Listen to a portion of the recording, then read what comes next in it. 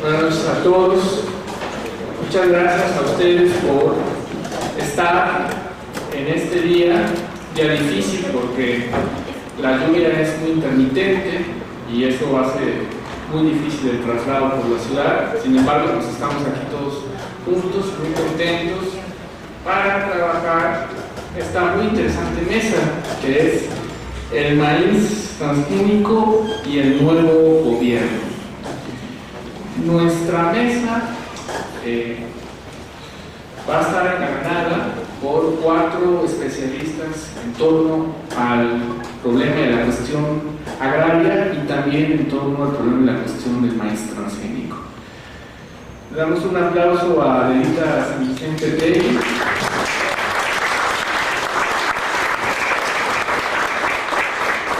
también a Silvia Ribeiro,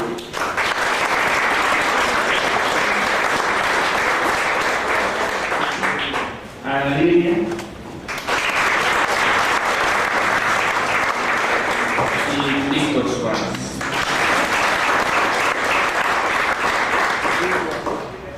A nombre de Ángel Guerra Cabrera, hoy su servidor Víctor Iván Gutiérrez va a moderar la mesa.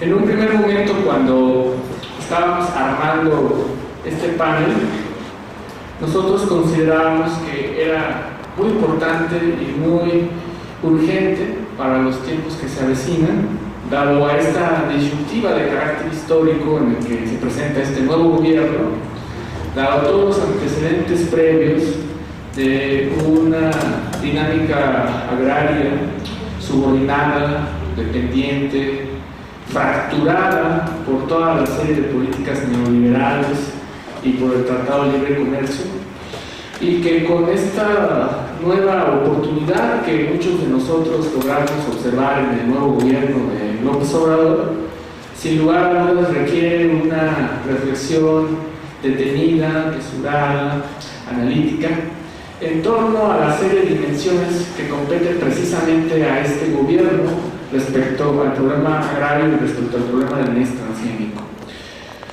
¿En qué sentido? En un sentido de que, como muchos de ustedes saben, el programa de gobierno, el proyecto 2018, muchos de los textos del licenciado Andrés Manuel López Obrador, e inclusive algunas entrevistas, una de ellas a el futuro secretario de esta secretaría, no sé si va a cambiar de nombre, pero bueno, en el nombre de Villalobos, en el que se estipuló que la política agraria iba a regresar a la autosuficiencia, iba a regresar a la productividad, y en el que el nuevo gobierno iba a entregar nuevos créditos para compra de diversos fertilizantes y para el desarrollo de la infraestructura agraria. Y algo fundamental, dijo que se iba a acabar el maíz transgénico. Sin embargo, la duda de alguna manera sigue estando un poco abierta en muchos de los militantes de Morena, pero también en el público en general, dado que Víctor Villalobos pertenece a una organización transnacional de maíz transgénico. Entonces aquí aparecen 2 narrativas, una narrativa en la que dice que pues, la política agraria, la política de maíz transgénico en el nuevo gobierno no es muy clara por estas ambigüedades, y por otra parte hay otra narrativa que dice que pese a que Villalobos forme parte de esta empresa transnacional, su presencia en el nuevo gobierno es subordinada a este nuevo proyecto de nación en el que el maíz transgénico y la autosuficiencia alimentaria son piedras fundamentales del desarrollo de la Cuarta República o de la Cuarta Transformación del país. Y bueno, sin más preámbulo, vamos a cederle la palabra a Silvia Ribeiro. Ella es directora para América Latina del grupo ETC, Grupo de Acción sobre Erosión, Tecnología y Concentración. Es una organización gubernamental internacional. Ella, como muchos de ustedes saben, tiene muchos años de experiencia en el rubro y también es articulista de la jornada. Adelante.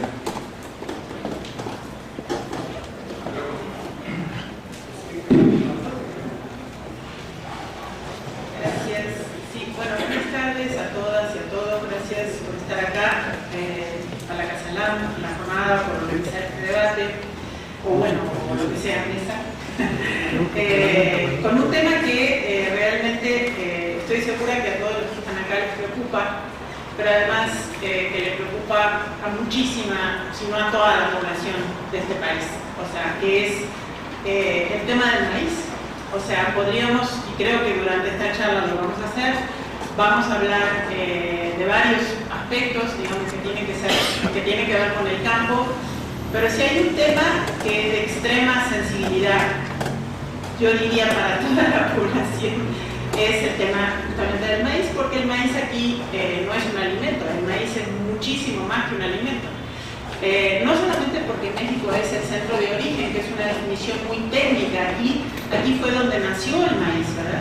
Sino porque está completamente entretejido en la vida de la gente, en la vida de las comunidades indígenas, en la vida de los campesinos, en la comida, en las incontables variedades de maíz, porque obviamente son incontables, además de las supuestas 60 razas, pero además pues hay no solamente esa enorme diversidad, sino también una enorme diversidad culinaria, y no solo culinaria, o sea, todos los usos que se le dan al maíz y cómo se siente y cómo se vive. Bueno, seguramente esto es lo que implica que este tema, que las transnacionales de los transgénicos, que son las mismas que dominan las semillas, además de los transgénicos, como Monsanto, por ejemplo, que todos hemos oído hablar, no se pueden explicar cómo es posible que aún aquí no esté permitido el maíz transgénico.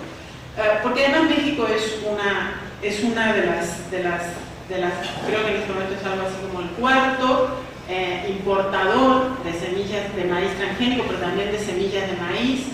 Entonces, realmente, o sea, esto solamente se entiende, ¿no?, en una situación en donde este es un tema fundamental, y no solamente para el campo, los campesinos, sino para todos, todas, para la salud, para las formas de cultura, para la sensibilidad.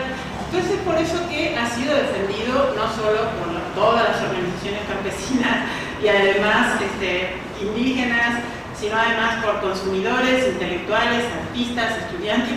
O sea, les estoy como nada más devolviendo esto de lo que significa, ¿no? Entonces, bueno, claro que este es un tema fundamental. De hecho, Adelita, que luego va a hablar, es, digamos, la representante de una demanda colectiva judicial que tiene paralizado el plantío, o sea, la plantación de maíz transgénico en México desde el año 2012, pero además o sea, toda la resistencia a la defensa del maíz se ha recreado y reinventado de mil formas, en donde se vuelve, digamos, a asumir. Entonces, este es un poco, digamos, lo que les quería decir, es el contexto. Ahora quiero ir directo a uno de los temas que nos dicen siempre, si ustedes leen diarios, si hablan con Villalobos o si hablan con cualquier otro de los que defienden el maíz transgénico. En realidad, Villalobos ahora dice que no, ya lo vamos a ver, en realidad nos dicen, bueno, lo que pasa es que de todas maneras estamos todos comiendo transgénicos porque México importa la tercera parte de su consumo interno o más de maíz, y ese maíz es transgénico. Entonces, por un lado nos quieren hacer convencer de que ese maíz lo comemos todos, y segundo, de que para eso lo plantamos aquí, y entonces es una oportunidad de negocio para los agricultores de aquí. Bueno, esto es falso, por eso quiero empezar por este punto. Digamos, es completamente falso. México produce no solamente todo el maíz que necesita para comer a la población, sino el doble del maíz que necesita para comer a la población. Esto se lo voy a dar en cifras de la Zagarpa. En el año 2016, México tuvo una producción de 25 millones de toneladas de maíz. Solamente les quiero decir que desde que se firmó el Telecán, México nunca disminuyó la producción de maíz, siempre la aumentó. Y en este momento la sigue aumentando y está en un tope de 25, o sea, no sé si es el tope, porque la sigue aumentando, de 25 millones de toneladas de maíz, de las cuales 12, les digo en general, 12.3 millones se vendieron para consumo humano, 4.2 millones para autoconsumo, 4.4 millones para el sector pecuario y unos 5 millones para exportación. ¿Oyeron bien? Exportación.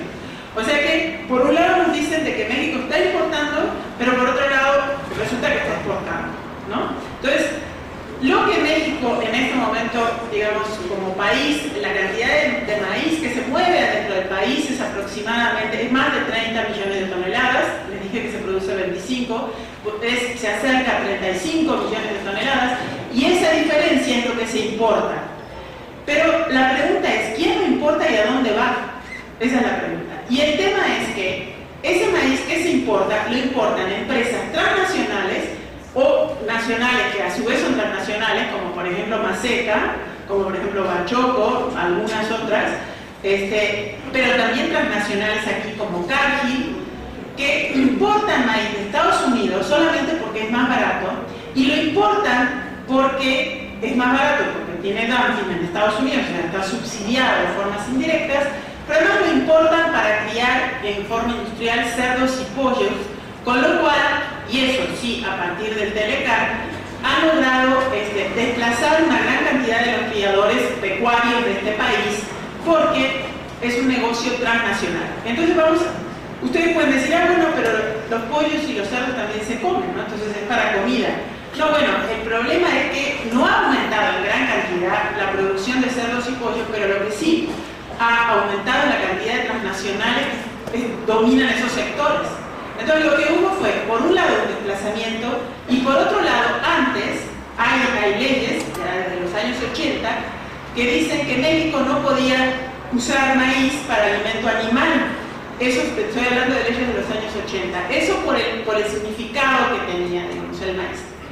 Entonces, ¿qué hacen estas transnacionales? Primero, eso se debe a que se desarma la CONASUPO, que a lo mejor lo vamos a hablar, la Comisión Nacional de Subsistencias Populares, que garantizaba que los campesinos, que son la mayoría de los que producen el maíz, entregaban el maíz a la CONASUPO lo guardaba y luego en otros momentos de la cosecha lo volvía a vender al mismo precio. El Telecar dijo que eso era competencia desleal y entonces desarma la CONASUPO, y quien compra y vende maíz en este país son 4 transnacionales, que son Cargill, ADM, Bunge, no sé si está también en México, Bunge, en fin, son las mismas transnacionales que compran y distribuyen el maíz. Entonces, la primera cosa, no sé si se entendió, digamos, y cómo es el negocio que ellos hacen, vuelvo un poquito para atrás. Cuando nombré esto de que en México no se usaba el maíz para alimento animal, en México se usaba para alimento animal otros granos, diferentes,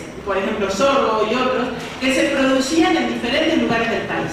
Ahora se inventó, gracias a las transnacionales de los transgénicos y las de distribución de granos, que lo que hay que darles es maíz y soya, porque es lo que les conviene a ellos comprar y vender. Pero eso no era el alimento animal. Entonces, solo para tener claro, se puede tener una industria pecuaria, es toda una discusión, no necesita maíz y soya, se puede volver a muchos otros tipos de pienso que ya había antes. Sin embargo, pese a todo esto que les dije, hay estudios, por ejemplo, del agrónomo doctor Antonio Turrent, que es de la Unión de Científicos Comprometidos con la Sociedad, en donde él ha mostrado claramente que en México se puede producir incluso esos 35 millones si se quisieran producir. Y último tema, digamos así como para darles este encuadre en general, es decir, bueno, pero ¿por qué exportan maíz y también importan? Porque como los que deciden son esas transnacionales, qué es lo que se compra, a qué precio, dónde y a quién se vende y cuándo, entonces los agricultores del norte del país, incluso los industriales, muchas, repetidas veces se han quedado con su cosecha sin vender porque importan maíz, aunque haya maíz en México. ¿Ya? Entonces, primero es muy importante entender de que no se necesita importar maíz, es lo primero. O sea, que eso es... Entonces, ¿cuándo hablamos de maíz transgénico además? O sea, todo el maíz que se importa a México en este momento es transgénico, porque viene de Estados Unidos. Y en Estados Unidos, bueno, más del 90% del maíz en este momento es transgénico. Esto no fue siempre así. O sea, esto sucede en este momento, pero cuando se empieza a importar maíz, en ese momento se podría haber puesto se podría haber dicho, no, nosotros no, este país no quiere importar maíz transgénico. Queremos maíz, por ejemplo, pero no transgénico, o podemos producir internamente maíz. Voy a volver a ese tema de cómo se importa, porque en esto fue una pieza clave es Víctor Villalobos, para que eso sucediera. Entonces, antes de pasar a esa parte, quiero decirles un poco más sobre el tema del maíz transgénico. Uno es, para empezar, digamos así, es que el maíz transgénico no solamente es mucho peor de calidad, etcétera, porque es un maíz híbrido, sino que además está absolutamente lleno de agrotóxicos, sobre todo de glifosato, pero también de glufosinato y ahora de otro que apenas estamos empezando a oír, que se llama dicamba, ¿no? Glifosato seguramente lo han oído ustedes muchas veces. Bueno, el glifosato, la mayor parte de los cultivos transgénicos, más del 80% son resistentes a un agrotóxico. Eso es porque las empresas que lo hicieron, las que hicieron los transgénicos, eran fabricantes de veneno. Monsanto, Syngenta, DuPont, Aubas, Bayer, que ahora se han fusionado, son solo 4. Estas empresas desde siempre son fabricantes de veneno. Entonces su negocio era vender veneno. Entonces hicieron transgénicos para que pudieran ser resistentes a los venenos que vendían y vender mucho más. Entonces, estos agrotóxicos, que son los que vienen, los maíces transgénicos en general, son resistentes a estos. Hay también transgénicos con una bacteria, pero como ya se han hecho los gusanos, hay un maíz que se llama BT, que es el que también la industria siempre dice, bueno, es un maíz con un bacilo que se supone que ataca por ejemplo, las orugas que llegan a comerse el maíz. Pero como las orugas se han hecho resistentes, entonces además es un maíz que está manipulado para además resistir también glifosato, que es un herbicida, y otros glifosato, y otros más allá de glifosato, porque también se han hecho resistentes. De estos, seguramente quizás varios de ustedes han oído que en la semana pasada hubo un juicio, que se termina un juicio contra Monsanto, en donde un agricultor, bueno, no es un agricultor, es un jardinero de una escuela, que durante 2 años está fumigando con glifosato para que no crezcan las malezas en el parque de la escuela. Eso se hace en muchos lugares y le da cáncer. O sea, y entonces le da cáncer, le da linfoma non-Hodgkin, que es lo que está más asociado al glifosato.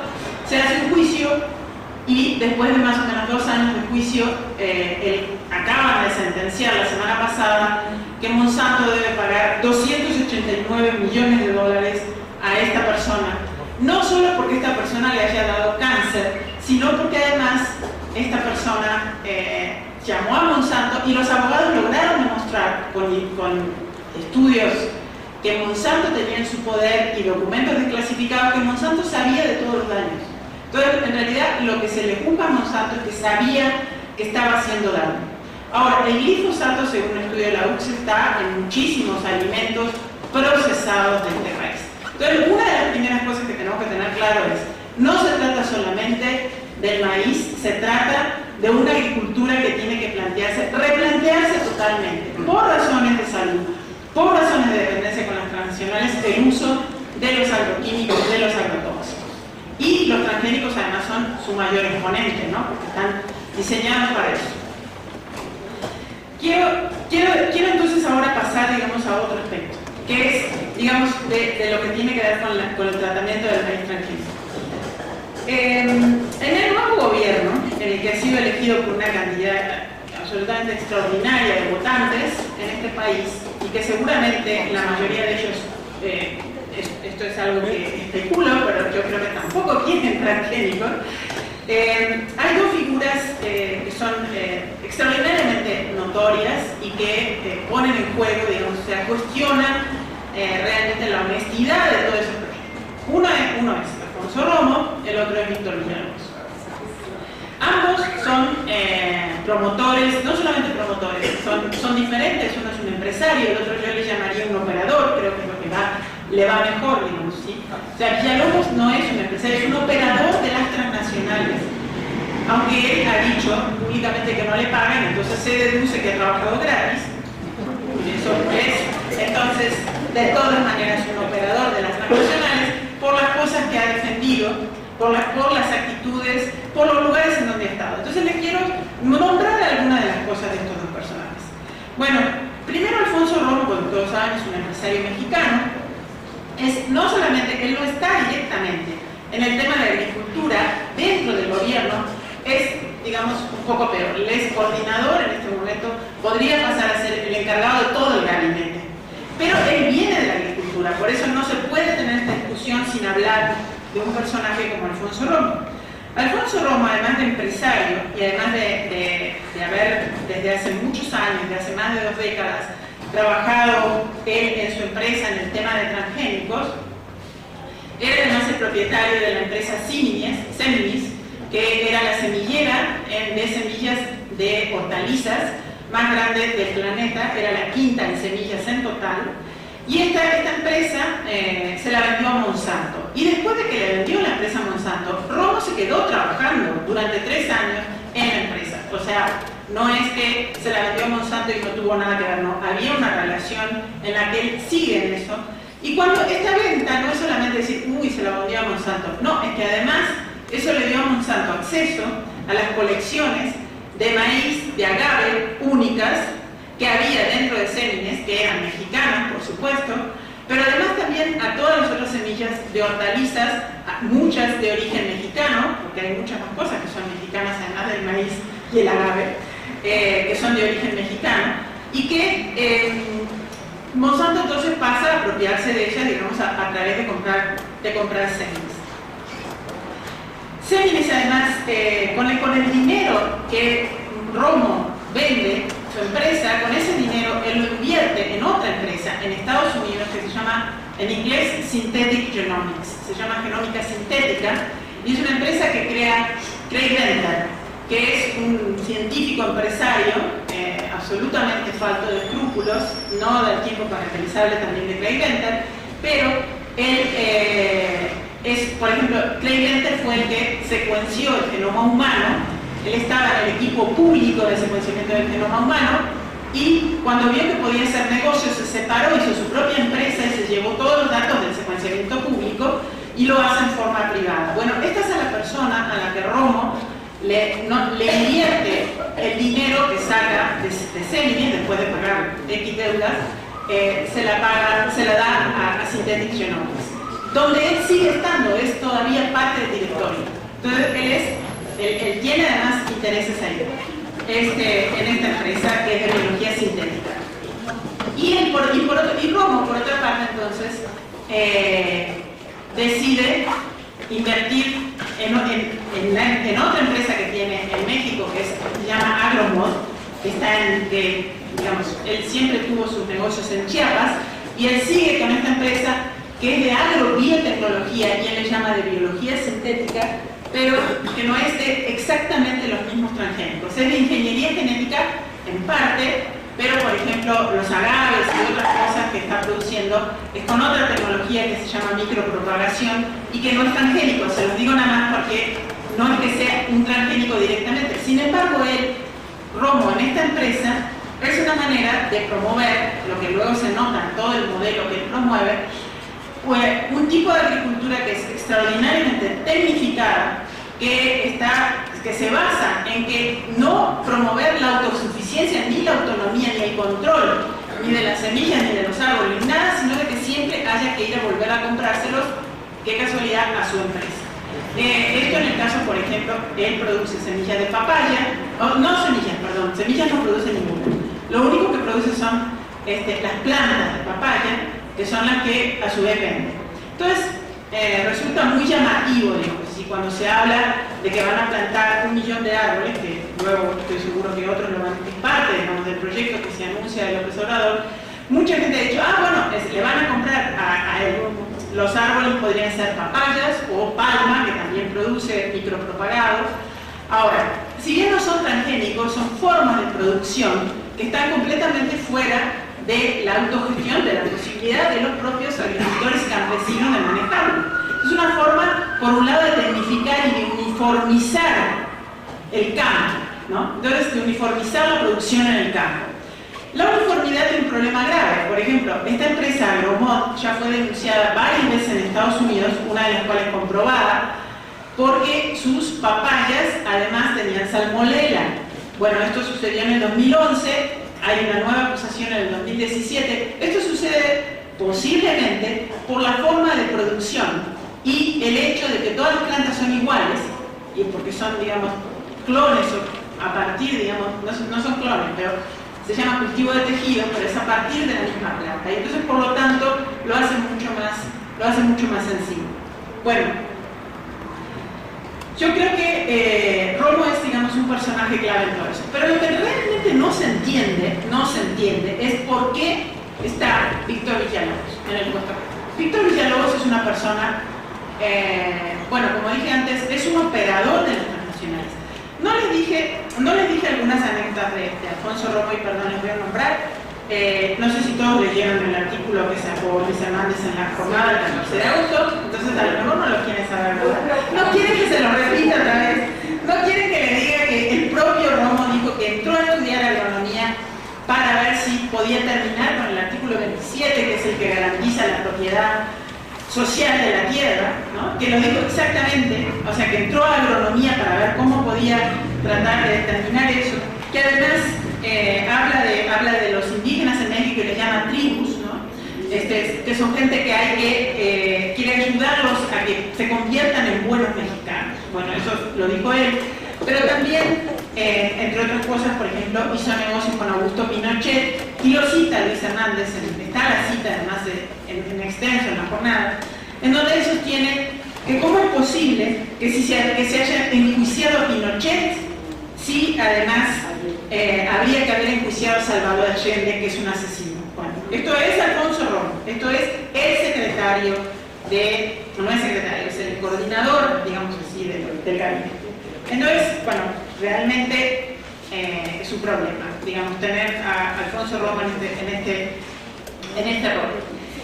Lo que viene después, que seguramente, pero esto no es que yo tenga ninguna prueba ni nada, seguramente Villalobos lo colocó Alfonso Romo. Bueno, Villalobos es otro agrónomo, es un operador también de las transnacionales, como les decía, en donde él durante toda su vida se ha dedicado a estar. Tanto Romo como Villalobos trabajaron con el PAN y con el PRI en los gobiernos anteriores, no han tenido ningún problema, porque para ellos no es un problema de partido, ellos pueden trabajar con Morena, con el PRD, con el PAN, con el PRI, cualquiera que le garantice lo que ellos buscan. Y lo que ellos buscan no tiene nada que ver con ninguno de esos partidos, tiene que ver con un modelo de producción agrícola industrial en donde se basa en la tecnificación, en que no haya gente en el campo, en favorecer que las transnacionales puedan hacer su negocio. Y eso es justamente lo que Villalobos ha estado haciendo hasta ahora. Entonces, solamente les quiero nombrar que Villalobos, lo habrán oído en entrevistas y también está grabado, en donde él dice, no, hay que hacer autosuficiencia alimentaria, es una locura que en México no se produzca lo que necesitan, pero él no habla del papel que él tuvo en eso. Entonces voy a volver, les hablé del maíz transgénico. Villalobos fue quien negoció el protocolo de Cartagena del convenio de biodiversidad. Negoció un tratado que, entre las organizaciones, le decimos el Telecán transgénico, en donde permitía que entrara a México maíz sin tener que declarar que era transgénico. En realidad, cuando lo dijo que podía tener un margen de 5%, pero le agregó, sin que nadie se lo pidiera, que las empresas podían decir si se encontraba contaminación transgénica, que no había sido su responsabilidad, que había sido un accidente. Entonces, como había sido un accidente, la empresa no era responsable. Este texto, que es el texto del Telecán transgénico, está firmado por Villalobos. No es que lo ayudó ni que le dijo, digamos, a alguien, sino que él fue partícipe de eso. Eso fue clave para que el maíz transgénico se importara a México. O sea que toda la dependencia del tema del maíz no solamente es falsa, como les expliqué al principio, sino que además fue facilitada por este señor que ahora dice, ay no, ahora hay que hacer, aquí vamos a hacer otra cosa. Cuando Villalobos habla de que él dice que no va a haber transgénicos, escúchenlo en entrevistas, está en video, está abundantemente documentado. Él además dice, bueno, lo que pasa es que hay otras cosas que no son transgénicos, que es lo que él llama, lo dice en inglés en algunas entrevistas, lo cual es absurdo, dice genome editing. Entonces, bueno, él dice, es genome editing. Entonces yo digo, ¿por qué no dice edición genómica, que es el nombre? Bueno, Edición genómica es otra forma de ingeniería genética que no es exactamente igual al transgénico, pero es lo mismo, es un transgénico. Pero además la edición genómica también hace transgénicos. Ahora él, por ejemplo, trata de decir, no, esto no va a tener ningún problema. Es una tecnología que no es transgénica, entonces, cuidado, cada vez que dice no va a haber transgénico se refiere a esto otro. Esta otra tecnología, por ejemplo, para hacer lo que él quiere, se basa en una tecnología que se llama CRISPR. Olvídenlo, no importa. Se llama CRISPR-Cas9, la mayoría. Hay varios Cas, pero este es el 9. Se llama CRISPR-Cas9. Y entonces, digo, es un nombre complicado técnico, pero es la tecnología a la que él se refiere. Esta tecnología es lo que la industria biotecnológica, Monsanto, Syngenta, etcétera, los mismos, quieren que no se regule porque dicen no es transgénico. Porque no se le pone un cuerpo de, digamos, una parte de un gen, de una especie a otra. Pero lo que hacen es rehacer, digamos, de diferentes maneras, manipular el genoma, ¿no? Y a veces además igual le ponen otra parte. También eso lo incluye el CRISPR. Hace un mes salieron 3 artículos uno detrás de otro, 2 en que mostraban que el uso de CRISPR en los seres humanos podía causar cáncer, número 1. O hay agrónomos ya que han extrapolado esto a los cultivos y dicen, bueno, pues ¿qué pasará con los cultivos? Porque esto se hizo en el uso de esta tecnología, pero lo que mostraban básicamente es que la manipulación del genoma provocaba que se borraran partes enteras del genoma y no las encontraban porque no las estaban buscando y las habían borrado. Pero resulta que borrar partes enteras del genoma puede ser un fenómeno que puede producir, ya les digo, cáncer y muchas otras enfermedades. Entonces esta es la tecnología que Villalobos considera que como no es transgénica, esa sí la vamos a aplicar. Y que además se suma a decir que no es necesario que se regule, tal como dice la industria. Entonces, sí. Quiero nombrar, y sé que este tema lo van a tomar otros, nada más referirme rápidamente a los puntos que hemos oído que tienen que ver con el modelo del nuevo gobierno, el modelo agrícola donde se insertarían estos maíces que serían o no transgénicos, según si quiere lo que quieran Villalobos y Romo, ¿no? Entonces él pone un ejemplo y dice, bueno, lo que podríamos hacer es producir maíz gourmet, le llaman al maíz azul, ¿no? Léelo, lo dice varias veces. Entonces dice, eso haría que los campesinos produjeran maíz azul, que es el maíz gourmet, que además tiene una serie de propiedades diferentes y más buenas, nutritivas, etc. Y otros maíces verdaderos, o sea, maíces campesinos. Y entonces él pone en los artículos, y eso se lo podríamos vender a los restaurantes de categoría para que pague la gente, que pueda pagar por eso, y además exportarlo a Estados Unidos, ¿no? Entonces yo digo, caramba, o sea, realmente les digo que si ese es el proyecto es terrible, porque lo que necesitamos es dejar de comer maíz transgénico y comer maíz de calidad y campesino en este país. O sea, no ver cómo vamos a hacer un proyecto para que los que tengan dinero puedan ir a un restaurante en Polanco o quién sabe dónde, en Santa Fe, y comprarse una tortilla azul hecha por campesinos en México, ¿no? O sea, este es el concepto de maíz gourmet que presenta Villalobos. Bueno, pero además a mí me preocupa mucho, y acá vamos a tener seguro otros que van a hablar de esto, cuando se anuncia que se le va a dar becas a los jóvenes, más de 2 millones de becas, se le va a dar dinero a los jóvenes para que vayan a trabajar en la agroindustria. ¿A qué agroindustria? O sea, necesitamos que se le dé dinero a los jóvenes para que en lugar de poder trabajar en su comunidad, a firmar el campo, no tener que migrar, vayan a ser explotados en una agroindustria como Agromor, de Romo o todas las otras, que como vieron los jornaleros de San Quintín, las condiciones que tienen, bueno, las empresas y Romo encantados. Imagínense, por más que le den muy poco, todo ese dinero se lo dan para que esos jóvenes vayan como fuerza de trabajo subvencionada. Entonces, bueno, cuidado, esto es un tema que hay que condicionarlo, decir, bueno, ¿y esto qué significa, no? Hay otro tema, digamos así, que ya lo nombré antes, que es el de los árboles, y como se acaba el tiempo, no voy a nombrar, estoy segura que otros lo van a decir. Pero lo que es muy preocupante es que no se puede separar el proyecto agrícola de todos los otros proyectos que se están proponiendo. Por ejemplo, ¿cómo es posible que si la mayor cantidad de productores de este país son campesinos, no solo la mayor cantidad, en el caso del maíz es 85% de los productores son campesinos, y que esos campesinos además producen el 55% o más del maíz, del frijol, ¿no? ¿Por qué no se hace un plan que tenga que ver con eso? Digamos, en lugar de pensar en proyectos como el corredor del Istmo u otros, que necesariamente se van a enfrentar con esos porque van a desplazar a la gente de sus territorios. Las zonas económicas especiales, el corredor, todo esto son proyectos que además tienen que ver con invadir los territorios campesinos. Entonces, no podemos hablar solo del maíz y pensar, pero lo otro no importa. No, es algo que está en totalidad. Y todo esto refleja, lamentablemente, que hay un proyecto que no ha sido realmente consultado y elaborado entre toda esta gente que votó a López Obrador, pero además también entre la gente que realmente podría ser de este país otro país, que sobre todo en el caso alimentario son los que están en el campo, los campesinos, las comunidades campesinas, indígenas, que además son la mayoría y que tienen que ver con eso, con el corazón de todos. Entonces, mi propuesta es que, ya que López Obrador le gusta consultar, por ejemplo, en el proyecto del aeropuerto, digamos que es uno de los desastres hídricos más grandes que podría tener este país.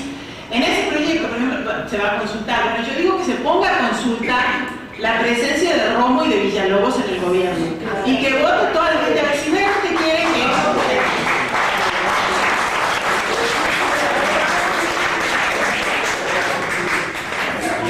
Y muchas gracias.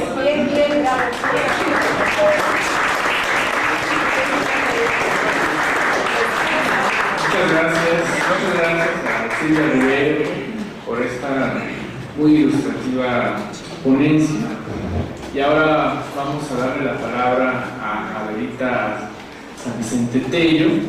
Ella es directora de la organización Semillas de Vida y también directora de la campaña Sin Maíz No Hay País. Adelante. Parte de la campaña.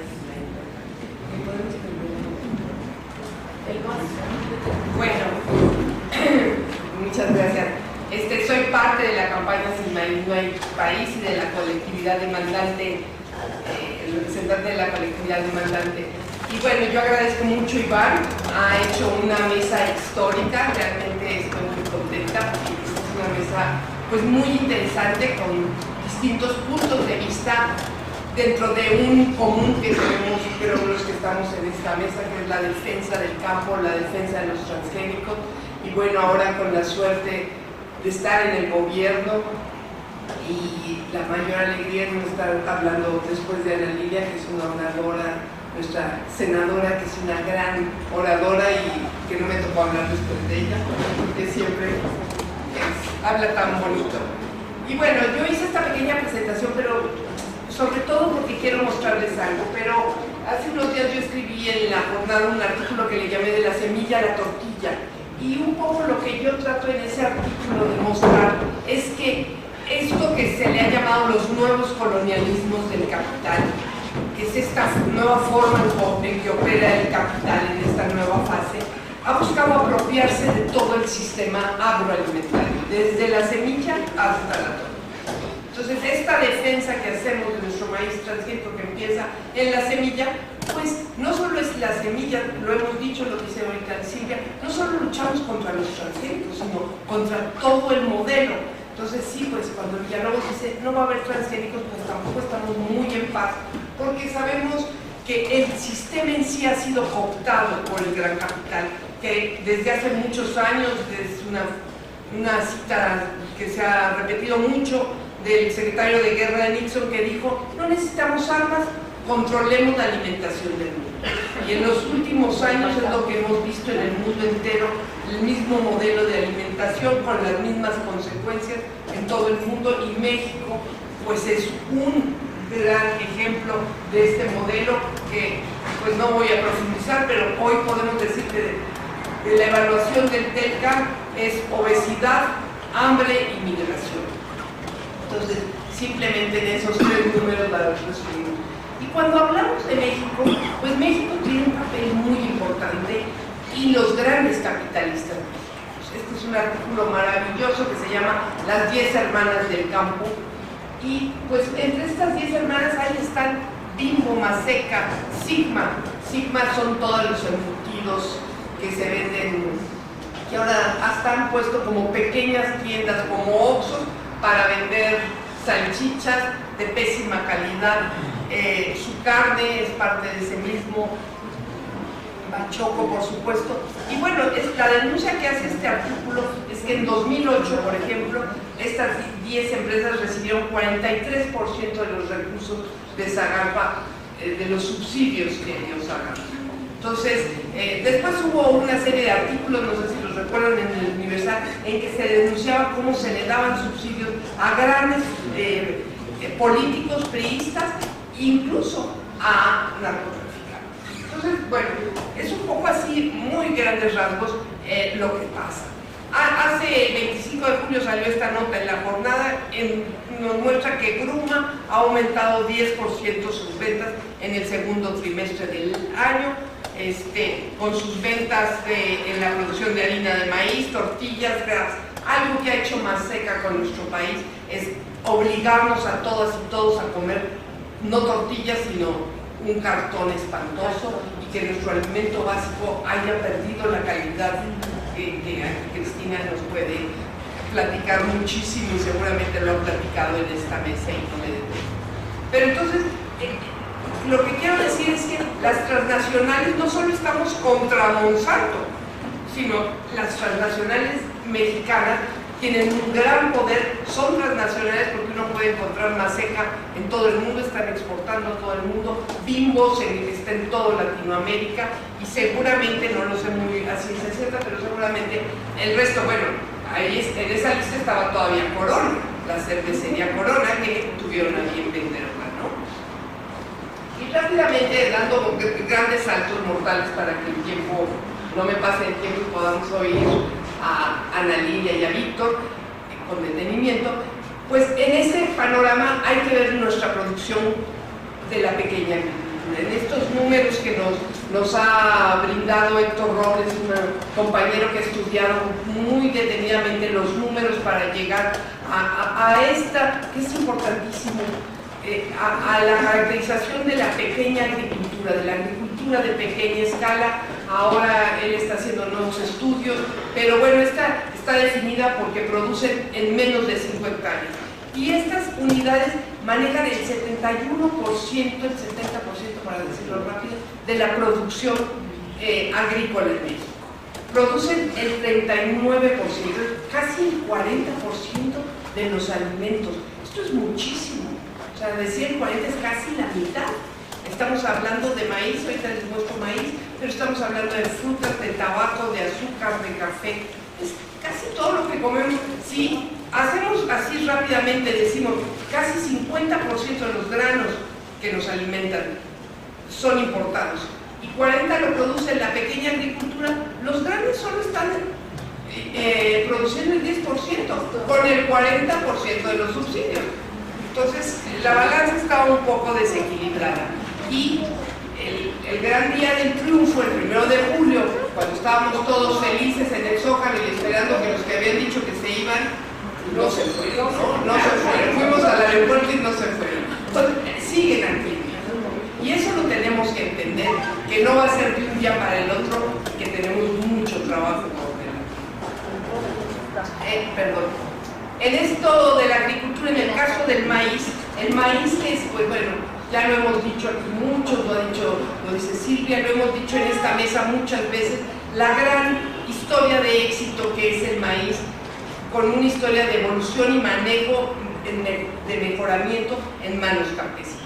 En México, bueno, nos proporciona la mayor parte de la ingesta calórica y proteica, existe la mayor diversidad del mundo, pero lo que yo quiero que vean ustedes es el cuadrito de abajo, que está sobre una zona clásica de producción en México, en la Sierra Norte de Veracruz, que es una pendiente absoluta, y en este cuadrito, lo que observamos es que la mitad, 49% de la producción nacional se produce en superficie de temporal, en 80% de la superficie de temporal, y coincide con el número, que son los mismos que utilizan, calculamos, semilla nativa. De hecho, no hay estadísticas. Si uno va a las estadísticas, manejan el amarillo y el blanco, punto. Toda esta maravilla de nuestro maíz nativo no se diferencia en las estadísticas. Y del otro lado, ese pequeño cuartito que ustedes ven, pues es el 22% que está en superficie de riego, con tecnología, con subsidios, y bueno, ellos producen el 50%, el otro 50% de la producción de maíz. Esto es muy paradójico, y claro, los tecnócratas dicen no, a esos campesinos son muy poco productivos, hay que hacer que produzcan lo que producen ellos. Pero no se contabiliza, los agrónomos tenemos la tendencia y nos enseñaron a solo contabilizar rendimiento. No se contabiliza todo lo que los campesinos mantienen, no solo en el maíz, en esa maravillosa biodiversidad que no solo es azul y gourmet, sino es una biodiversidad única. Acaba de salir un artículo de cómo el maíz en Oaxaca por sí mismo fija nitrógeno, algo que es una maravilla que no hacen las plantas como del tipo del maíz.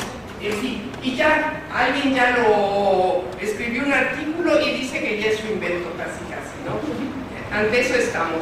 Entonces, esto es una paradoja, pero lo que tenemos del lado campesino no solo es el maíz, es además toda la biodiversidad que ellos cultivan alrededor de ese maíz y todo lo que conservan en términos de agua, bosques, cultura, en fin, no lo podemos medir así nada más, ¿no?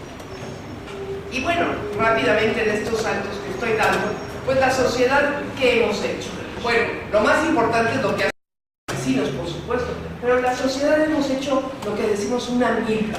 Nos hemos hecho milpa con los campesinos por delante, porque sabemos que ahí está nuestro futuro, como lo ha dicho muy bien pues Víctor Toledo y tantos otros.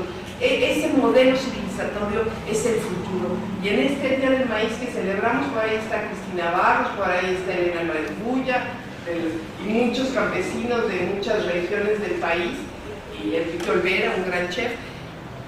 La sociedad nos hemos organizado en milpa y hemos logrado en primera instancia detener la siembra de maíz transgénico. Bueno, la demanda sumó muchas otras acciones jurídicas que se tenían, y que lo importante de la demanda colectiva es que entendimos que tenemos derechos y que tenemos que defender nuestros derechos. Entonces, también luchamos por la inclusión del derecho a la alimentación en la Constitución, se obtuvo el reconocimiento de la comida mexicana como patrimonio intangible, se promovió el incremento de impuestos a refrescos, y este es un breve resumen de lo que se ha logrado en el tema del sistema agroalimentario, sobre todo el maíz. Y bueno, ¿qué está pasando? Y con esto quiero mostrar la otra cara, porque creo que tenemos que ser muy estratégicos. Este documento que llegó a mis manos porque un periodista me habló un día y me dijo: ¿qué piensa usted de que México en el 2030 ya no va a producir casi maíz? ¿Cómo por qué? Cuando los datos son, como decía Silvia, que seguimos produciendo a pesar del cambio.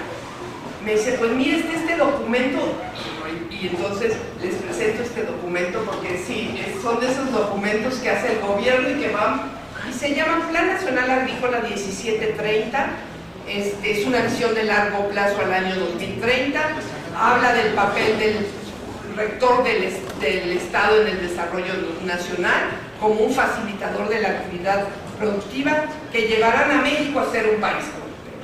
O sea, lo resumo muy rápido, ¿no? Entre las cosas que dice. Y bueno, sorpresa, ¿quién aparece en este plan?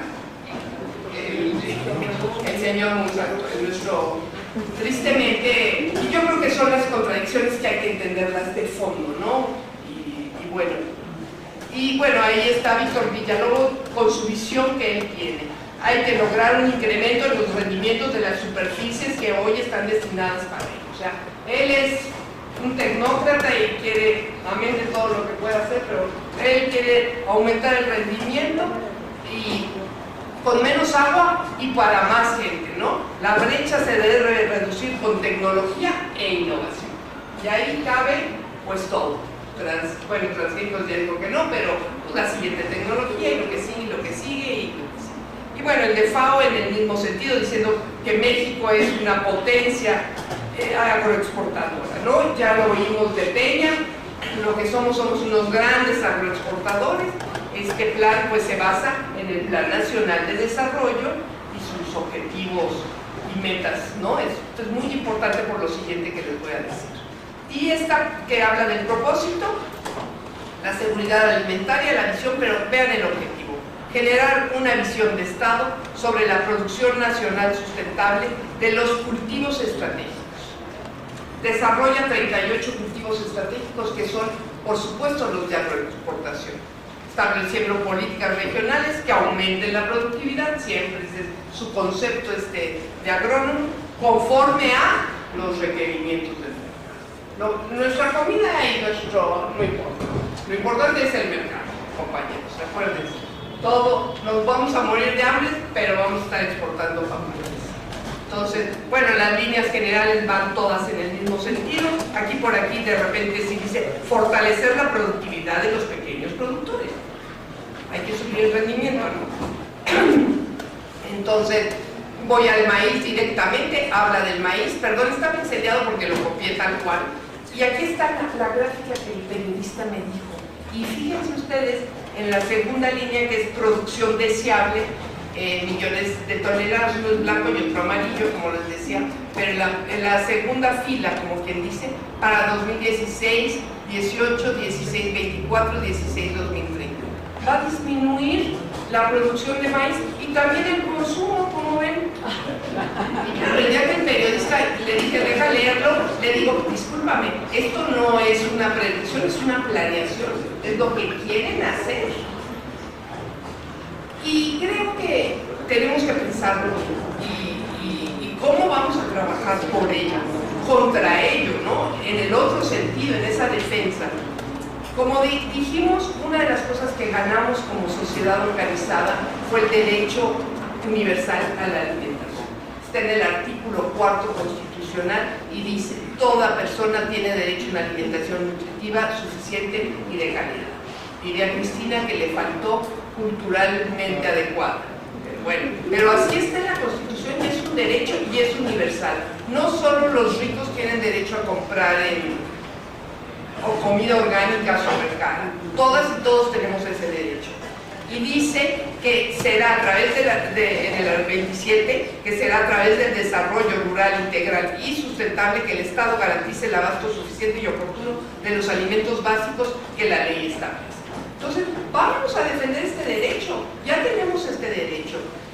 Nuestra propuesta es que defendamos este derecho, para empezar, que toda la política agroalimentaria de este país parta del derecho a la alimentación, que como vimos en ese plan, que nada más es un plan por fortuna, no está ligado al Plan Nacional de Desarrollo, nunca habla del derecho a la alimentación. De hecho, en 3 renglones menciona que México hay un problema de alimentación por obesidad, así, pero nada más lo menciona. Entonces, la propuesta es que nos vayamos todas y todos a defender ese derecho que ya ganamos y que busquemos que se incluya en el próximo Plan Nacional de Desarrollo. Aquí no se vieron las negritas, pero aquí hicimos un pequeño corte de lo que dice la Ley de Planeación. La Ley de Planeación dice que la planeación deberá llevarse a cabo como un medio para el eficaz medio de la responsabilidad del Estado, etcétera, etcétera. O sea, siempre que leemos una ley decimos, wow, pues bueno, pasemos a defender y hacer realidad estas leyes, ¿no? Entonces es la Ley de Planeación, que ahí está, siempre en la Cámara de Diputados, ahí están todas las leyes. Y veamos el artículo 2, un constante mejoramiento económico, social y cultural del pueblo en un medio ambiente sano. Nada más hagamos realidad esto en el Plan Nacional de Desarrollo. Los planes nacionales de desarrollo se hacen cada sexenio y determinan todos los programas de los gobiernos. Por eso lo mencionan en este plan, y todos los presupuestos. O sea, podríamos hacer el plan ideal. Habla de la participación social, artículo 20, en el ámbito del Sistema Nacional Democrático tendrá lugar la participación y consulta de los diversos grupos sociales. Y ahí estamos todos. En el tercer párrafo, las comunidades indígenas deberán ser consultadas, etc. Aquí ya habla de los tiempos y demás. En este caso ya el Congreso lo va a aprobar. Entonces, Yo creo que en ese sentido es que tenemos que trabajar, en el sentido de las propuestas, de las políticas. Este es un cuadrito muy sencillo, pero como decía Silvia, bueno, los campesinos, pero en México tiene una gran masa crítica de gente del campo que sabe qué se tendría que estar haciendo. Esta es una propuesta que algún día Oliver de Schuster mencionó aquí en México, pero tenemos políticas para las semillas, para los mercados. Por ahí está Liber y Julia, que han desarrollado estos mercados en la ciudad. Tenemos tantas propuestas, pero creo que las tenemos que enmarcar en el Plan Nacional de Desarrollo para que no sea algo ahí movedizo, sino algo sumamente claro que llegue a tener presupuestos. Y bueno, ya acabando con esto que hemos logrado como sociedad y que vamos a seguir siendo como sociedad y logrando detener la siembra de maíz transgénico, pero sobre todo que la agricultura campesina que en este país sigue siendo, a pesar de todo, tan vigorosa, pues nos siga alimentando y sea la que nos brinde esos maravillosos alimentos diversos, de calidad y suficientes. Muchas gracias.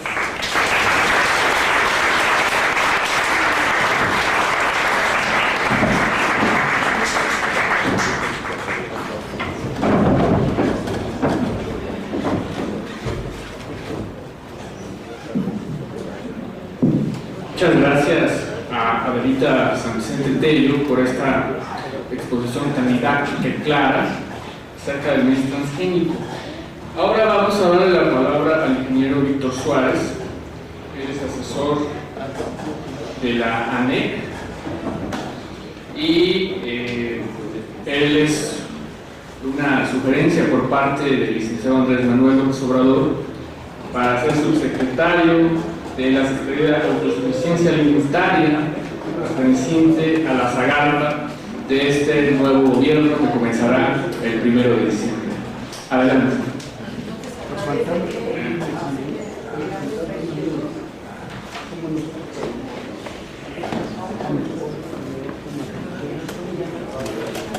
Muchas gracias por la invitación a la jornada, a la Casa LAM, para estar en esta sesión sobre el maíz transgénico y el nuevo gobierno. Me da mucho gusto estar aquí con todos ustedes. Estamos en un momento muy importante y el debate, la discusión y la deliberación sobre temas de importancia pública y nacional son muy importantes, y celebro que estemos en este panel para debatir y discutir también con ustedes.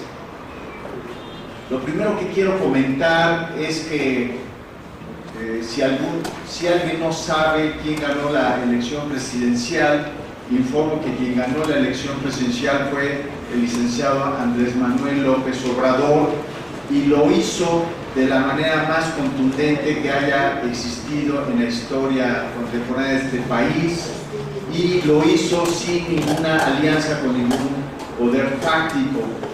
Y si no lo sabemos, el poder presidencial es el único poder de la República que recae en una sola persona. Es un poder unipersonal, no es un poder colegiado como el poder legislativo o el poder judicial. Y si Andrés Manuel López Obrador ganó, como ganó el 1 de julio, fue en razón de una conjunción de factores, entre los cuales fue la lucha de muchos años, la organización, la movilización, su propuesta de plan alternativo de nación, pero sobre todo ganó porque el pueblo mexicano confió en su honestidad, en sus principios, en sus valores y en su congruencia. El pueblo mexicano se pronunció por un cambio de fondo del régimen neoliberal, corrupto, entreguista, vinculado al crimen organizado, etcétera, para sustituirlo por un gobierno antineoliberal, postneoliberal, democrático, de libertades, de derechos, de justicia de paz, de seguridad. De tal forma que con este contexto quiero clarificar en primer lugar cuál es la posición de Andrés Manuel López Obrador como candidato a la presidencia de la República y como presidente electo sobre la base de esta consistencia que el pueblo mexicano reconoció. Más de 30 millones así lo consideraron, confiaron en su honestidad, en su congruencia, en sus valores. Andrés Manuel, como candidato y como presidente electo, ha declarado, ha escrito que se prohibirá en México la siembra de maíz transgénico. Este es el hecho concreto, es el hecho real que debemos considerar antes que nada de el hoy presidente electo de los Estados Unidos mexicanos por mandato de más de 30 millones de mexicanos. Quien quiera pensar de otra manera está en su derecho, pero el Ejecutivo Federal no se comparte, es un poder unipersonal. Primera cuestión que hay que dejar claro. Y no solamente es el tema de los maíces transgénicos y cualquier otra forma evolucionada, entre comillas, de edición genómica, como ya se ha comentado. Y no solamente es el no al maíz transgénico, sino el sí a la revalorización, protección y fomento como una política de Estado, a la conservación y mejoramiento in situ de los maíces nativos. Esto está expresado en innumerables documentos, declaraciones y también está en un acuerdo político que firmó Andrés Manuel López Obrador el 10 de abril de este año en Jerez, Zacatecas, con el movimiento Plan de Ayala Siglo XXI.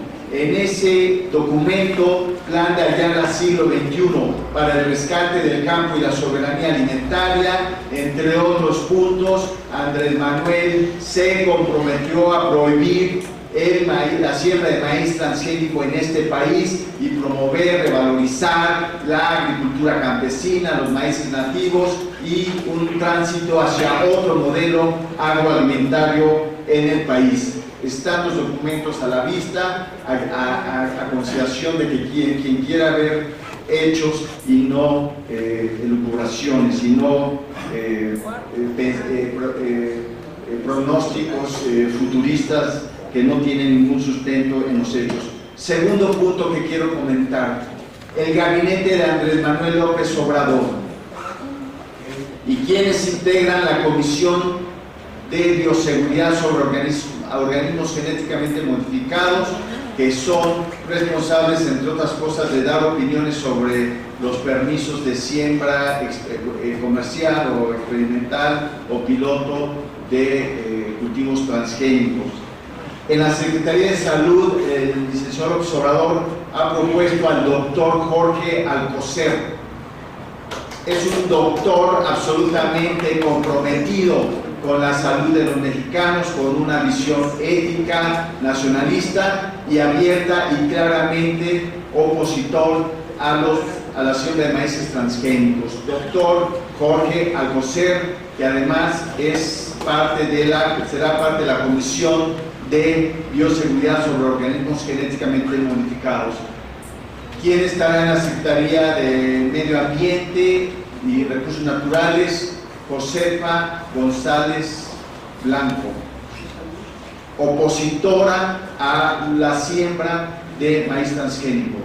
Y será parte de la Comisión de Bioseguridad sobre organismos genéticamente modificados, y cuya opinión es vinculante para el otorgamiento o no de permisos de maíz transgénico. Secretaría de Agricultura, Víctor Villalobos. Siguiendo la instrucción del presidente Andrés Manuel López Obrador, él se ha pronunciado una y otra vez en contra de la siembra de maíz transgénico. Directora del CONACYT, Elena Álvarez Bulla.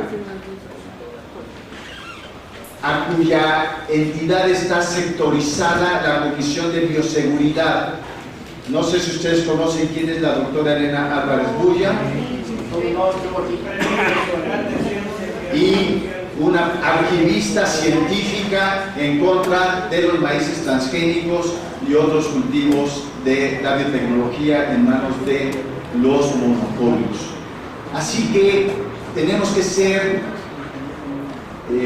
objetivos en los análisis y tenemos que ver que estamos ante un cambio que el pueblo mexicano ordenó, un cambio de sistema, un cambio de modelo que incluye un cambio de modelo agroalimentario. Pero lo que también no debemos dejar de darnos cuenta es que bajo el liderazgo de López Obrador, de Morena y de su plan Proyecto Alternativo de Nación, el pueblo mexicano también le mandó y le dio confianza para que el Congreso de la Unión fuera mayoritariamente un Congreso de gente comprometida con Morena y su Proyecto Alternativo de Nación. Y aquí tenemos una senadora electa por Morena que va al Senado de la República con mayoría de Morena en el Senado y con mayoría de Morena en Cámara de Diputados para, entre otras cosas, impulsar la modificación o cancelación de la Ley de Bioseguridad sobre organismos genéticamente modificados para asegurar que esa ley se haga a un lado y se establezcan los principios de protección legal de los maíces nativos y principios de bioseguridad que respondan al interés público, al interés nacional, a nuestros derechos. Y así como tenemos entonces mayorías en la Cámara de Diputados, Cámara de Senadores, tenemos mayoría en 19 congresos locales que nos van a permitir, si es necesario, modificaciones constitucionales, aunque la propuesta que tiene López Obrador es no hacer modificaciones constitucionales, sino hasta la segunda parte de la actual administración. De tal manera que entonces estos son los hechos concretos que nos deben permitir dilucidar si es que se va a permitir o no la siembra de maíz transgénico.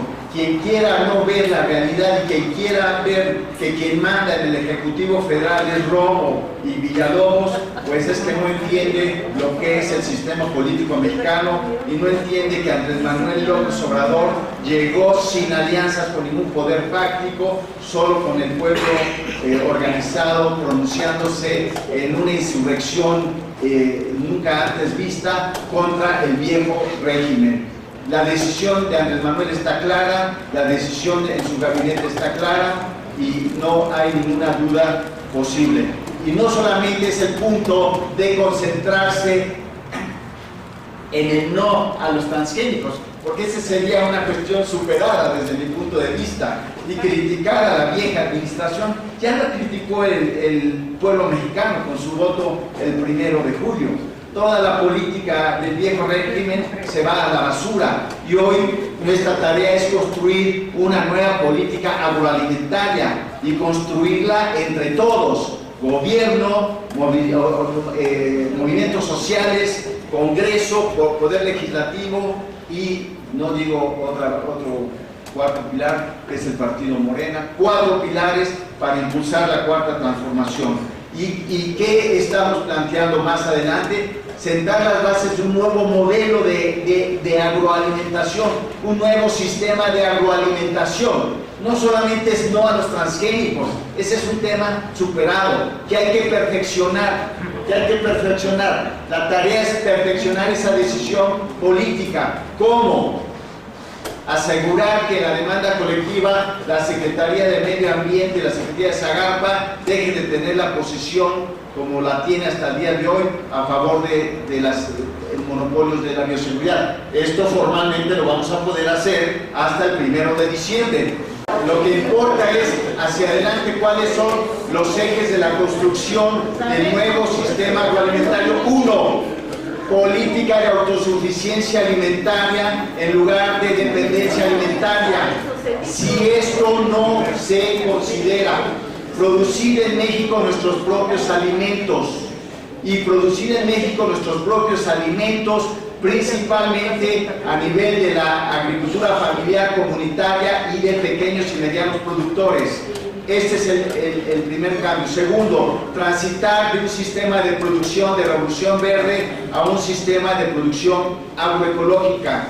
Transitar a otro nuevo sistema de mercados, de los mercados globales y de los mercados nacionales a mercados locales, mercados de baja distancia, de cadenas cortas de suministro. Entre otras cosas, para impulsar la autosuficiencia alimentaria, se va a establecer un sistema de precios de garantía focalizados y diferenciados para las comunidades y productores más necesitados y en condiciones de producción deficitaria. Y se van a estar precios diferenciados, precios superiores para maíces nativos, otro precio para el maíz blanco, otro precio para el maíz amarillo, y va a establecerse un nuevo sistema de compras gubernamentales para garantizar ese precio. Se va a fusionar Diconsa y Liconsa para crear una entidad que se llamará Seguridad Alimentaria Mexicana, Segalmex, para garantizar, por un lado, las compras de precio garantía muy por arriba del mercado para esos pequeños productores en regiones deficitarias, para también valorizar la producción de maíces nativos, generar mejores ingresos a los productores y construir un sistema de distribución y abasto de una canasta alimentaria con maíces nativos y otros alimentos campesinos de alta calidad nutricional y bajo precio para 10 millones de personas que hoy padecen hambre y desnutrición.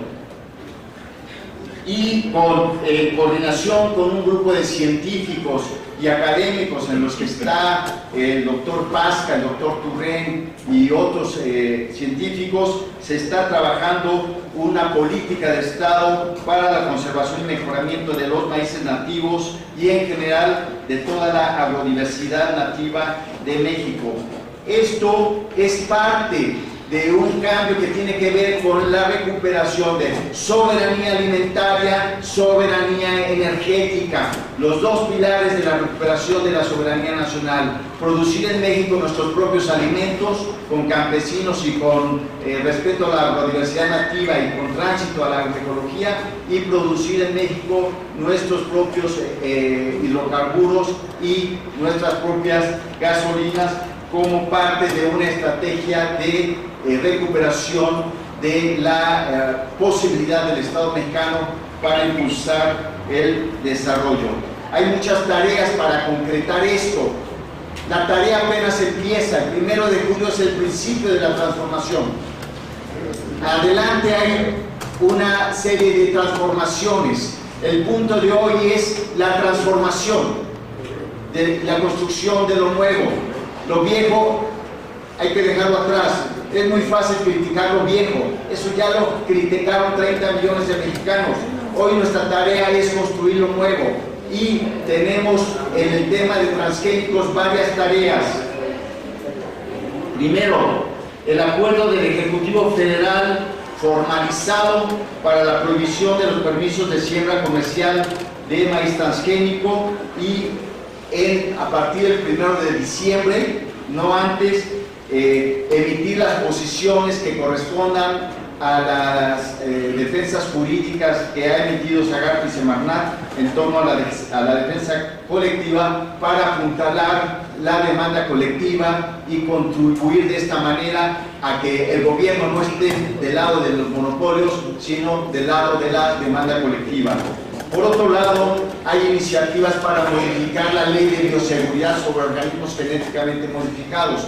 La doctora Elena Álvarez Bulla está trabajando una iniciativa, la demanda colectiva debe aportar, campañas Israel debemos aportar, toda la sociedad debe aportar. Tenemos que apuntalar esta decisión política con instrumentos legales y jurídicos para que esto sea una decisión solamente presidencial, sino una decisión sistémica, legal e institucional. Necesitamos también trabajar el tema de la revocación definitiva por parte de la Zagarpa de los permisos de soya transgénica. Esto lo podemos hacer no ahorita, porque no estamos en el gobierno, sino a partir del 1 de diciembre. Necesitamos ver el tema de la prohibición de la importación de maíz transgénico de Estados Unidos. Necesitamos abordar el tema de las siembras clandestinas de maíz transgénico que en algunos estados suponemos que se están desarrollando, particularmente en el estado de Chihuahua y en el estado de Tamaulipas, y la importación ilegal y clandestina de bolsas de semilla de maíz transgénico. Está el tema del Telecan y el porcentaje de OGMs en importaciones. Está el tema del TPP+11, el porcentaje de importación de transgénicos y el tema de UPOV 91. Está el tema del glifosato, está el tema de pesticidas prohibidos por la normatividad internacional. Son tareas que vamos a abordar como gobierno, pero también tenemos la tarea y la responsabilidad del Congreso de la Unión. Afortunadamente tenemos a senadoras como Ana Lilia Rivera, que ya tiene una historia que ya la conocerán ustedes, quienes no la conocen, y si está ahí ella y si estamos nosotros en el gobierno, no es para ocupar un puesto, es para coadyuvar con el proyecto de transformación del país que ordenó el pueblo mexicano.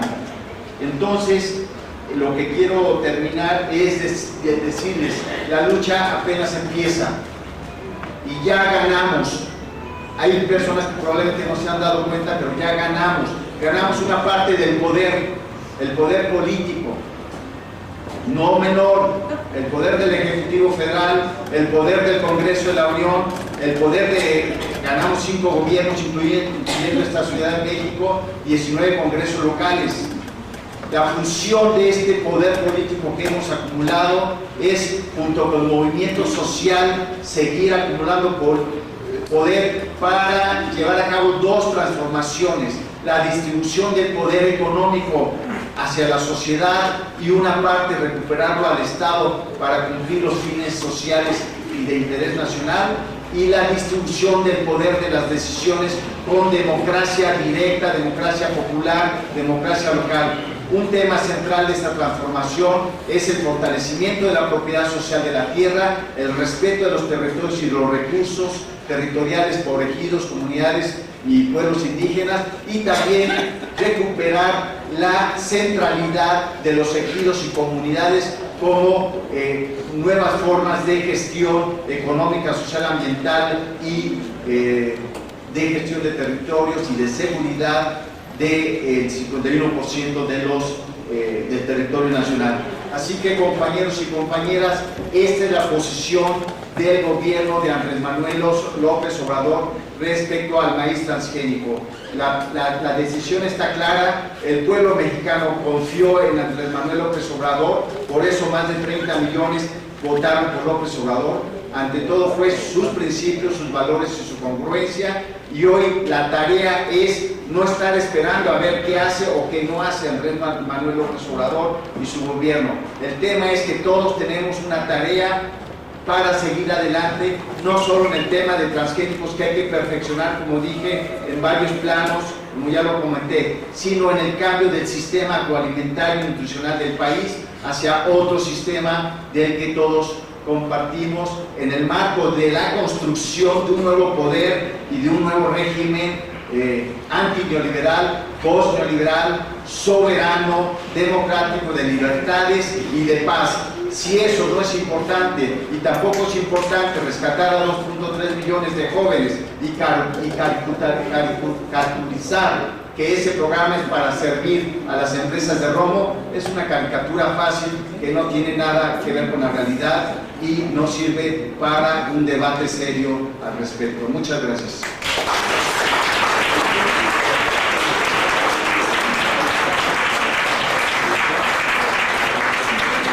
Muchas gracias al ingeniero Víctor Suárez. Y finalmente vamos a ceder la palabra a la senadora electa por Morena, Ana Lilia Rivera.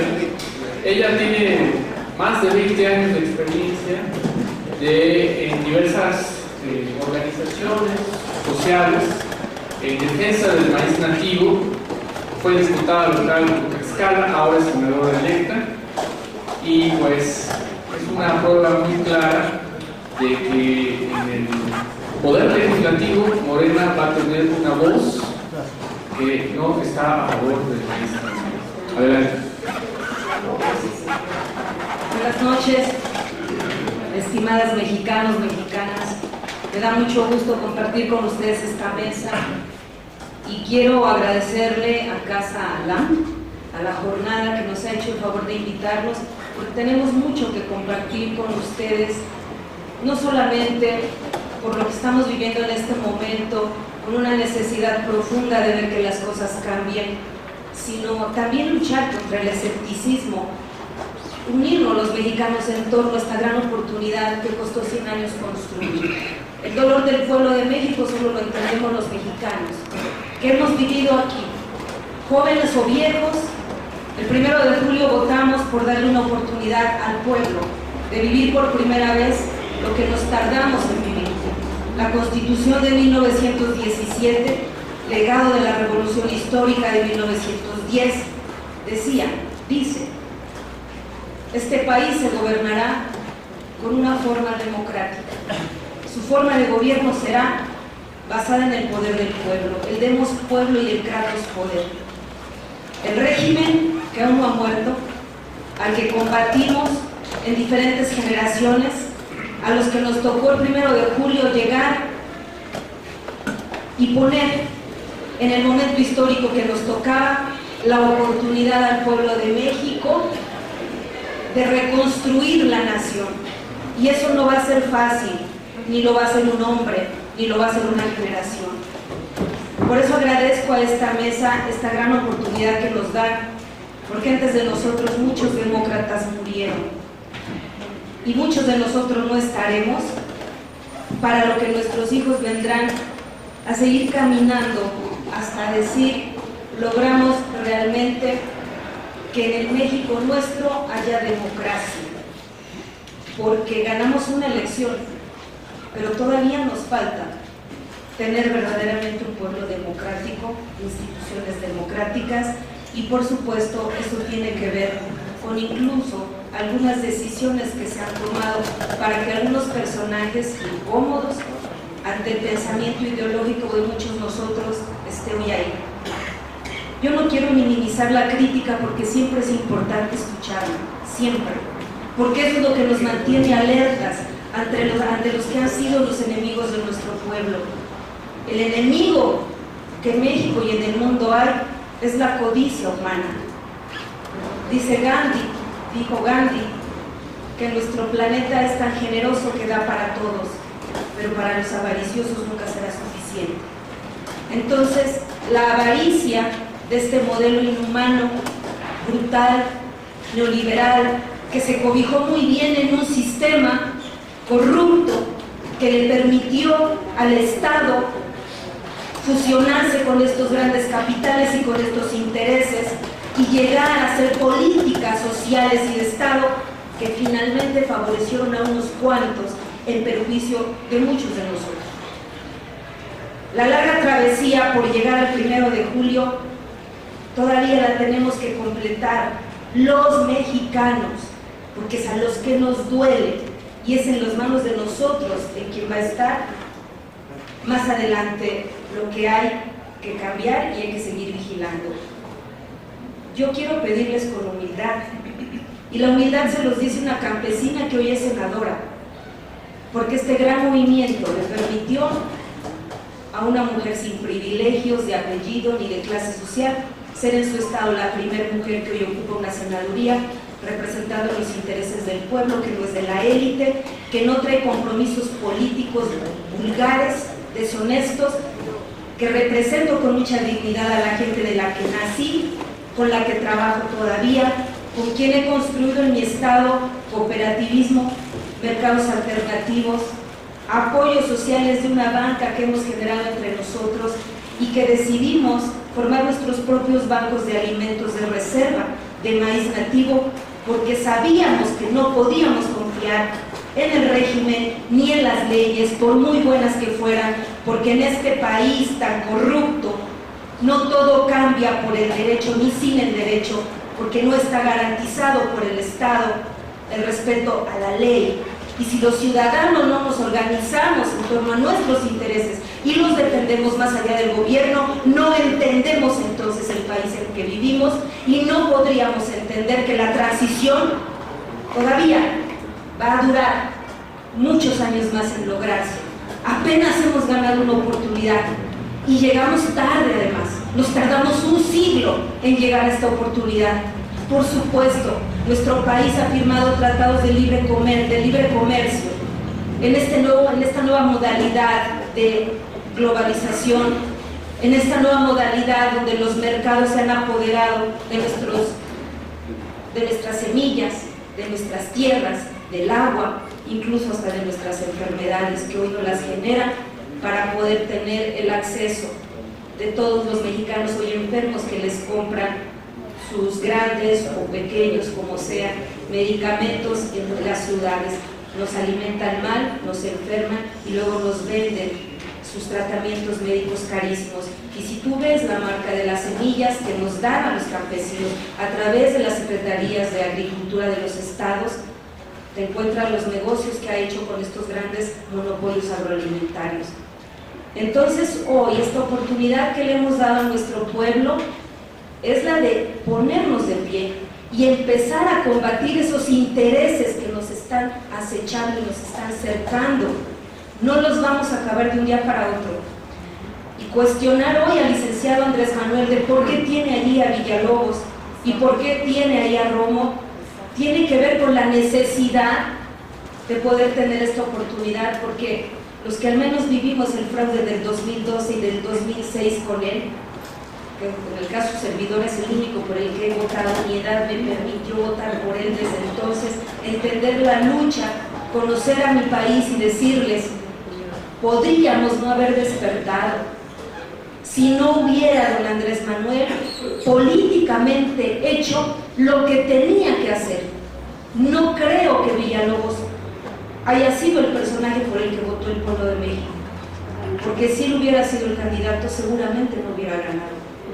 Debemos entender que la política también necesita coyunturas y que aquellos espacios que hoy se les han concedido no quiere decir que sean inmovibles o que ellos vayan a decidir lo que va a pasar en el país. ¿Qué sí quiere decir?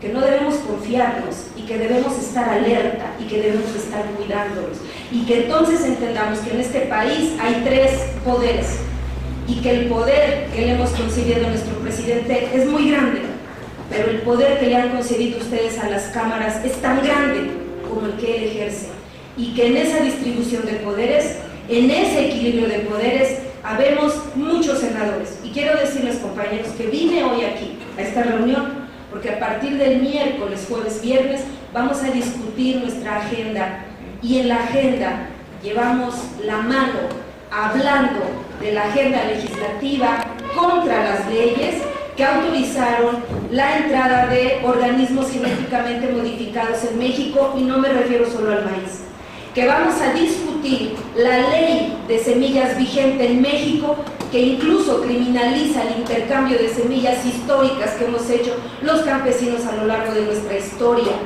que vamos a pedir y que vamos a luchar en contra de los intereses de Villalobos, aunque sea secretario de Agricultura, porque allí habemos senadores y senadoras del pueblo, para el pueblo, y que aunque Andrés Manuel es nuestro dirigente máximo, le respetamos, lo admiramos y somos leales, más leales le somos al pueblo y a los principios que nos llevaron a ejercer hoy esta posibilidad en el encargo, para limitar la ambición de los que están llegando, porque todo lo que ustedes temen, nosotros lo tememos. Cada vez que vemos cómo se acercan al movimiento esos personajes que han hecho mucho daño al país y los vemos encumbrados en posiciones que no merecen, nos damos cuenta que entonces surge ir a organizar más al pueblo, porque este pueblo nuestro apenas despertó en 30 millones, pero somos más de 120 millones de mexicanos. ¿Cuánto trabajo tenemos por hacer? Mientras el pueblo de México no se organice, todos, y tengamos intereses comunes que nos unan, va a ser más fácil encontrar los prejuicios que nos dividan y va a ser más fácil descalificar la gran hazaña histórica que tuvo el pueblo de México el 1 de julio de llevar por primera vez en 100 años a un gobierno popular estar al frente. Démosle el beneficio de la duda a este movimiento que va a empezar apenas a gobernar. Démosle el beneficio de la duda a la Cámara de Diputados y Senadores, que habremos de cumplir con nuestro encargo a la altura que ustedes nos han pedido. No vamos a traicionar la expectativa del pueblo, por eso no descansamos un solo día.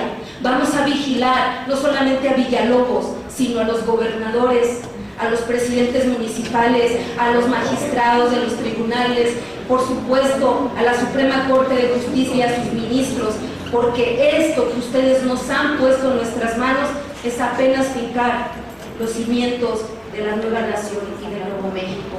De manera personal yo les digo aquí, estamos organizándonos en la Cámara de Senadores y somos un buen grupo de senadoras y senadores que hemos llegado de la lucha social, muchas, y hemos compartido que vital es defender la soberanía nacional, empezando por defender la soberanía alimentaria, y que si es necesario llevar a consulta, no desgastemos a nuestro pueblo en una consulta por dos personas que quizá ni merecieran esa movilidad, que hagamos una consulta nacional para que se decida el modelo agrícola, ganadero, alimentario que le conviene al pueblo de México, y que hagamos realidad la consulta a los pueblos indígenas y campesinos, y que quitemos de las tribunas a los académicos que tienen muchos espacios y nos den oportunidad de hablar a los campesinos de lo que nos conviene, de lo que queremos y de lo que necesitamos para seguir sobreviviendo, porque hemos vivido abandonados, olvidados y no leemos los periódicos. Nosotros solo sabemos comer, trabajar y sobrevivir. Tenemos mucho que enseñarle al pueblo de México, déjenos hacerlo, y entonces yo les pediría y pondríamos todo nuestro trabajo y la alta tribuna y donde se nos dé la oportunidad de hablar para que se haga una consulta, para que veamos qué modelo queremos para el campo mexicano y tengamos la oportunidad de hablar. Y la otra es, reforcemos las leyes, no para impedir las nuevas tecnologías, que si ya no son organismos genéticamente modificados, tenemos nombre. Mejor fortalezquemos las leyes que hagan realidad, vigilar que los intereses tutelados como el de reconocer la biodiversidad de México sea un bien supremo, para que todas las tentaciones de las tecnologías que vengan no puedan atentar contra eso. La garantía de los derechos humanos, del derecho a una alimentación sana, de que se reconozca a nuestro maíz como patrimonio, pero patrimonio alimentario nacional y mundial, y declarar a México una nación libre de transgénicos en materia de maíz. Que nos vayamos a la construcción de lo bueno, vigilemos a los que merecen que los vigilemos y dejemos que don Andrés Manuel haga su trabajo. Lo conozco un poquito por estos años que he estado cerca de él, y yo quiero decirle que al licenciado Andrés Manuel no lo engaña Romo ni sus intereses, ni tampoco Villalobos ni sus intereses, pero hay enemigos a los que más vale tener cerca de ti que lejos. Entonces, yo les digo, démosle una oportunidad a nuestro gobierno y a nuestro pueblo. El régimen todavía va a tardar muchos años vivo, pero nuestro pueblo va a estar más vivo y más organizado que nunca. Que viva esta oportunidad histórica, porque el 1 de julio quien ganó no fue Andrés Manuel, ganó el pueblo de México y no los merecíamos. Gracias a todos ustedes.